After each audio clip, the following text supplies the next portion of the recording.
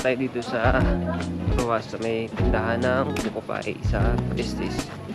Ayan. Dito sila sa loob. Naka-order na sila. So, nakakantok mo sa biyahe.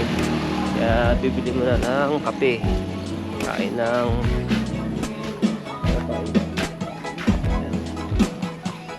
Sila sila. Gamer, sinunodong mo doon, Gamer.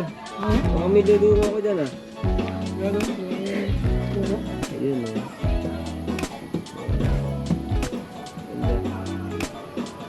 Green na green. So, yun. Mga 2 oras pang biyahe para makarating sa El Nido. Ganda, no? Punta na kami ng El Nido. 2 oras na naman ng biyahe yan. Ito na, kita-kits na namin.